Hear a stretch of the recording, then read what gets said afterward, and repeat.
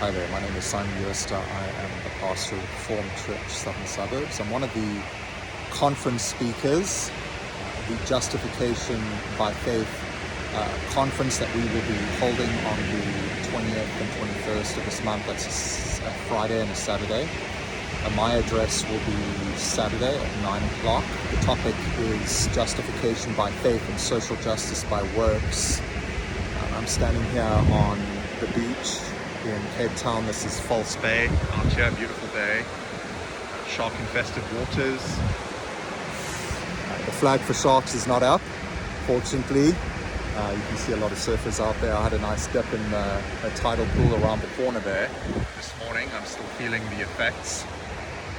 But I thought I would take this opportunity, this exquisite backdrop, to fill you in on, just to give you an overview, a synopsis of the address that I will be giving.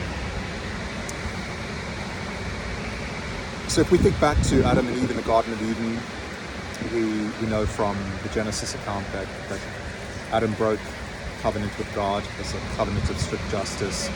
But God made merciful provision for him and his posterity, including you and I, to live under divine standards of justice, which are tempered by forbearance. We see that coming through in Genesis 8 and 9, where God makes a covenant with Noah.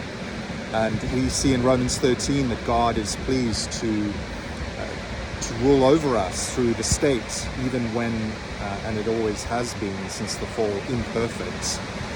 God has appointed rulers to reward good behavior and punish evil according to his universal moral law. You see, everyone knows this standard, this natural law, if you will, that Paul describes in Romans 1 and 2. It's written on our conscience, it's set forth in the created order, but it's also disclosed, no doubt, in Scripture. And one of those places we find it in a very sharp way is with this golden rule of reciprocity in the Sermon on the Mount. Do unto others as you would like them to do unto you. We all know that that's our moral and ethical obligation. And yet it's these kinds of imperatives, these kinds of laws that threaten us as sinners. They threaten us before our neighbor, because we know that our neighbor is judgmental at times, because our neighbor is wired for the law, for performance.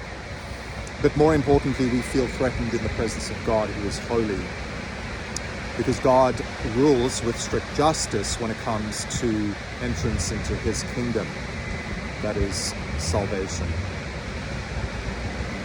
So as a result of this sense of a guilt and shame, moral accountability before God and one's neighbor, we have all kinds of escape routes.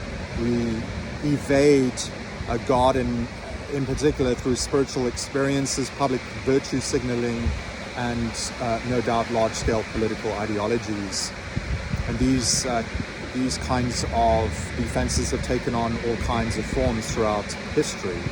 My focus will be on the phenomenon of postmodern social justice, or neo-Marxist identity politics, which has been shaped by the counter-enlightenment movement, as well as various iterations of Marxism.